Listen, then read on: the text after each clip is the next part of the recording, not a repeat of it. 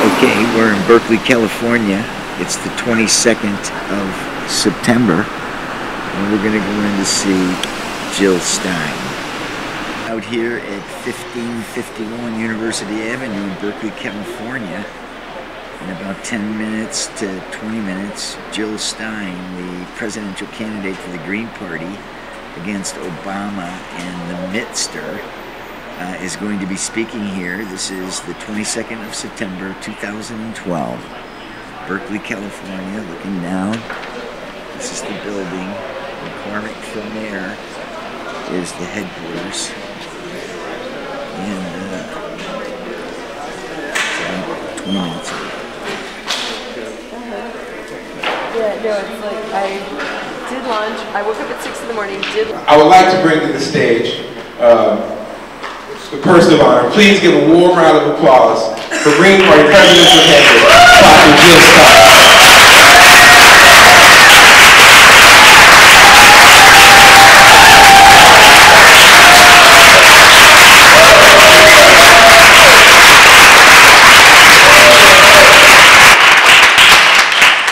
When we are expanding the war, sending our jobs overseas, and continuing to bail out Wall Street. Not only that George Bush had bailed out Wall Street $700 billion worth, but then Barack Obama went on to expand that $700 billion to $4.5 trillion in monies already dispersed, plus another $16 trillion in free loans. And then we just heard from Bernanke at the Fed last week that they're going to be increasing that bailout to essentially another $40 billion every month for the indefinite future in order to relieve the big banks of their toxic assets. You know, as though there's going to be some end point to this.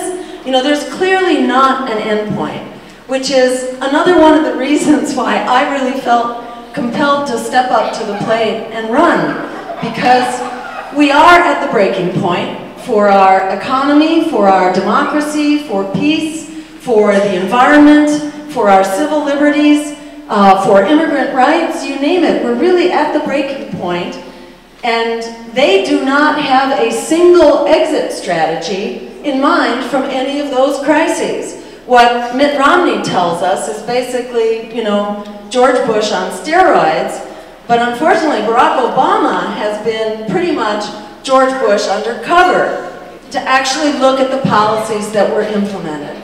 And there is a very warm and fuzzy narrative that we heard, you know, during the Democratic convention, and we've heard all along about how much better we are under Democrats, how much worse things would be under Republicans. And yes, I mean, it's scary to hear Mitt Romney's unabashed celebration of greed and empire and militarism. But don't be fooled by the talk. Remember, we heard wonderful, warm and fuzzy talk 4 years ago, but what we got was expanding empire, war, offshoring of our jobs, and unmitigated Wall Street rule. So when people say to you, you don't dare stand up, you know, and vote for what you deserve, you know, I think the answer to them is you don't want to throw your vote away giving a mandate to either Wall Street-sponsored candidate for 4 more years of Wall Street rule.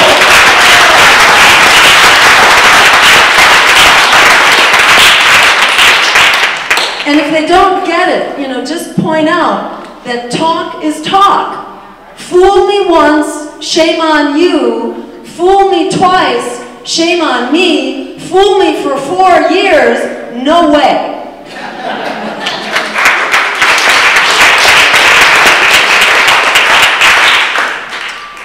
And, you know, my background, I'll just say briefly, is as a medical doctor. You may or may not know that. But I began to feel many years ago like it wasn't okay to just give people pills and procedures and push them out the door to the things that were making them sick to start with. Everything from pollution to poverty to a sick food system and a sick transportation system. We deserve better. And furthermore, we're not fixing it. What we've got is a sick care system. It's not a health care system. It does fix some sicknesses, it's true, but 75% of our healthcare dollars, and we're actually spending $2 trillion a year, if you add up government, private, business expenses, it's actually twice the military budget, if you can believe that. It's $2 trillion a year on a sick care system. 75% of those healthcare dollars are actually spent treating chronic diseases that are preventable at a tiny fraction of the cost if we had healthy, just communities to start with.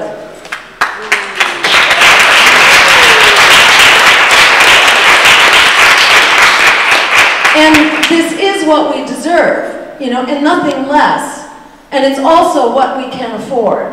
We're told right now that, you know, oh, there's not enough money. But what they mean is there's not enough money for you because there's trillions of dollars that are being spent every year on wars for oil and Wall Street bailouts and tax breaks for the super rich.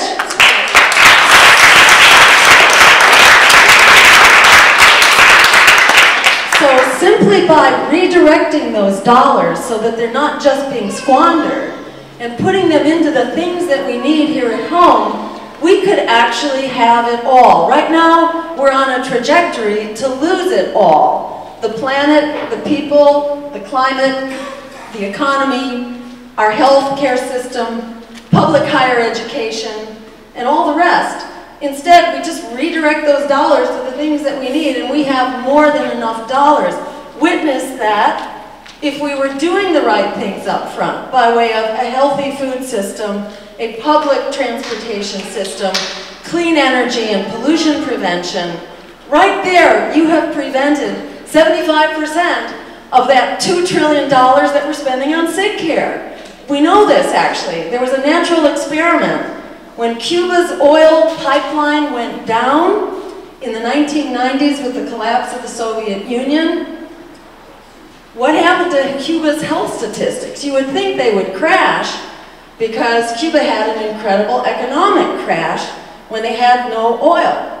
And they had to suddenly get out the draft animals and everyday people to start creating the organic farms and eating a largely plant-based food diet because they didn't have oil for fertilizer or to run the tractors or for pesticides and so on. Suddenly they had a healthy food system of necessity.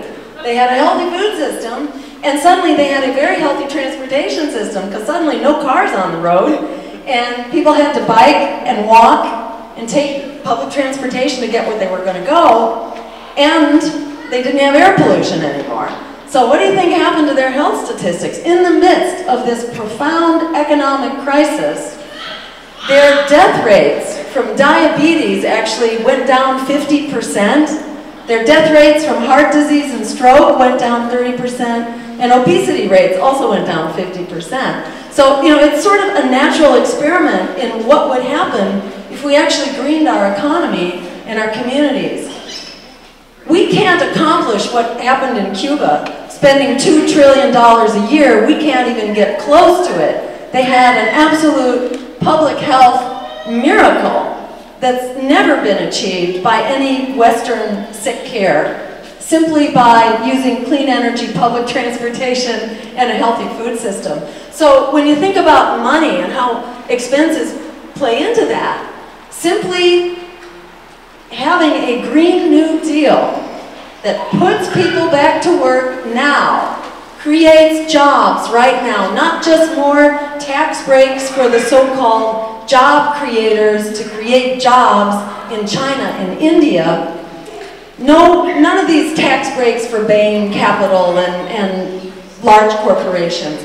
But if instead we were using our dollars to actually put people to work in our communities, greening our communities in clean renewable energy and weatherization and healthy, local, sustainable food production, creating public transit systems, as well as meeting our social needs for teachers, child care, after school, home care, affordable housing construction, violence prevention, drug abuse prevention and treatment, we would suddenly have really healthy and vital communities, people would be working and employed. We can end unemployment. We can create 25 million jobs, and this is the core of the Green New Deal.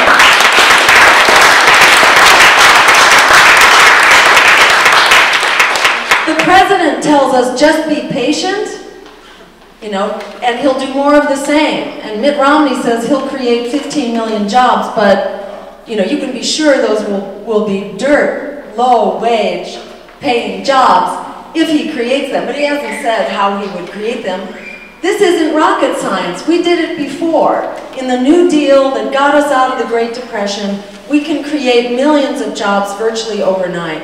So we can put people back to work at the same time that we jumpstart the green economy and effectively put a halt to climate change, at the same time that we make wars for oil obsolete because we develop clean, renewable energy for our economy here at home.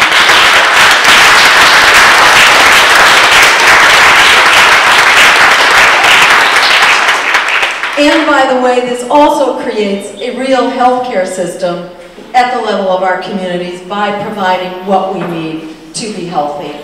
Everything from jobs to housing to pollution prevention, a healthy food system. That's how you get to health.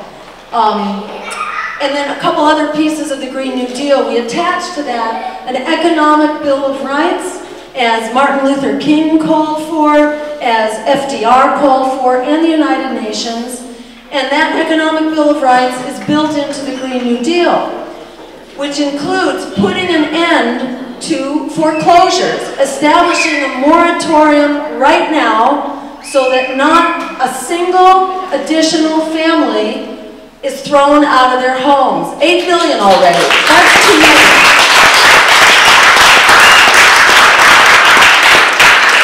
You may be aware that the president actually had $300 billion appropriated by Congress to put an end to foreclosures and evictions. And he didn't use it. He said, oh, that would be a moral hazard if we bailed out, you know, all these families who were victims of predatory loans, that it would be a moral hazard to get them out of this trap that they were tricked into. The real moral hazard is in the Wall Street bankers that are being allowed to get away with murder, and then Obama has basically said, don't worry, you're not going to court. He said this about 3 weeks ago in telling Goldman Sachs that, don't worry, we're not going to indict you and bring you in front of a jury. So we can do that as well, and it's not rocket science how to do it. You put a moratorium on the foreclosures, you require the banks to negotiate, to keep families in their homes, and to bring down the principal to current market value. And that would enable people to stay in their homes. So that's another crisis we can fix.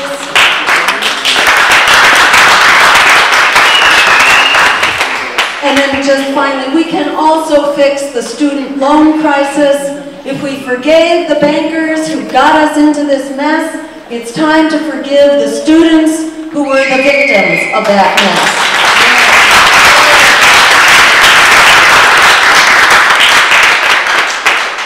Instead of doing, what Bernanke just announced, which is $40 billion a month to keep bailing out the banks, instead they should be bailing out the students. Let's break up the banks, not bail them out.